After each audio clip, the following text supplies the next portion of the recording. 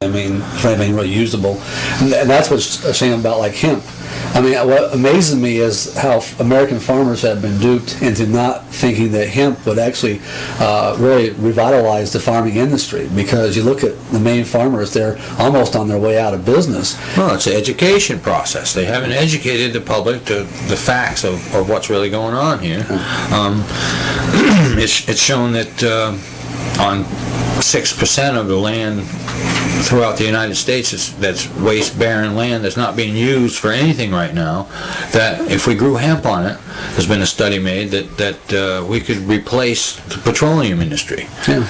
And you know, a lot of people, you know, when they hear that, they just think it's a big joke or something, but it's not a joke. We got a, you know, oil crisis here, and at this point, you know, we really do need to find an alternative.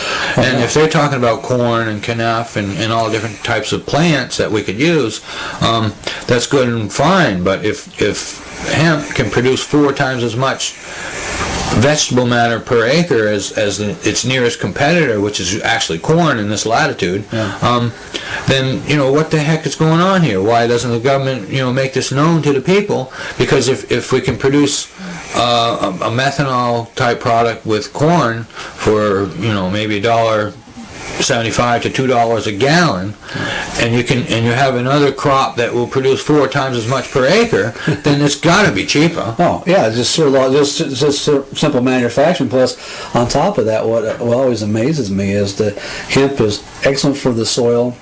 It helps you know, improve the fertility of the farmer's land. So I mean, there's no downside there. And in Maine, a lot of times, you know, we're seeing where maybe a lot of people want to cut back on the forest, you know, cutting back all the trees. And amazingly, if you had the hemp being processed, you could use it for all sorts of fiber, insulation. I mean, yeah, it's not like some of these people don't know what's going on, because they do. Maine actually passed a hemp bill either last year or the year before, and it's pretty basic, and it would allow our farmers to grow, but a clause at the very end of it, just like our distribution system and what they're saying about that, is that we got to have permission from the federal government to be able to grow the hemp.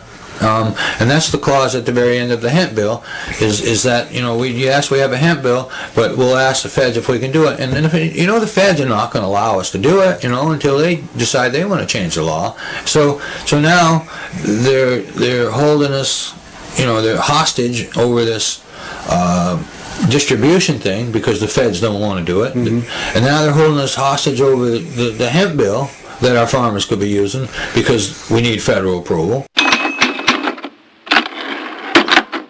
what's sad is the fact that the states, most people anymore don't seem to understand the fact that you have to protect your individual rights, and they go along, they're almost in tandem with your state rights. And people make this assumption, well, the federal government is always supreme.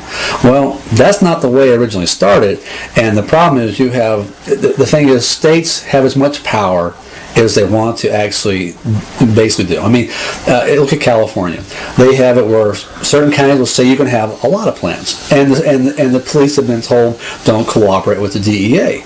Now, I'm assuming Maine still, law enforcement still cooperates with the DEA, and so what you have is you have a conflict of interest. You have federal laws which are contrary to the state law that has been passed by a citizens initiative, and the officers are paid by Maine taxpayers, and the officers in Maine should have to follow the Maine guidelines. And other states have passed a rule that says, you cannot be in conflict with a state law. California did that, like at Wham. They said, hey, we're not going to be on with the DEA group anymore because this is contrary to what the voters have decided for our area. Well, Maine pretty much did that also by creating their own MDEA. Right. They don't have the DEA up here. They have Maine DEA. Okay. So they decided that they didn't like some of their rules either. Good. So, one of them is the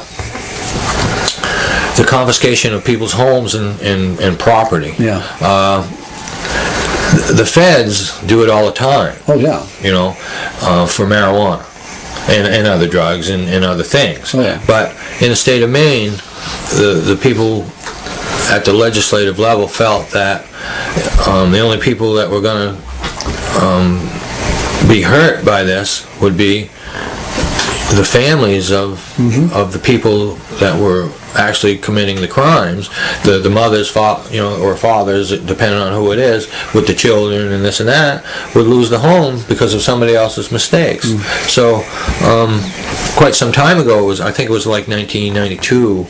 They were going to vote in that they were going to coincide with what the federal did for forfeitures for marijuana cases, and we went down and pretty much lobbied against that, and got the people on the committees to figure out just what was really going to happen here. This initiative that was brought on by law enforcement was brought on by David Crook from Somerset, Kennebec counties, and he wanted to have the monies from these houses so that they can run their departments and stuff like that. He didn't care about the kids or the children or the women or even the men in some cases that were going to suffer because they had their homes taken away, and it's ridiculous. The legislature saw that and they decided not to do that, and that's just another thing that we don't do that the feds do. So it shows that we can run our own state. And we should be doing that. The legislators, they just don't seem to have any guts.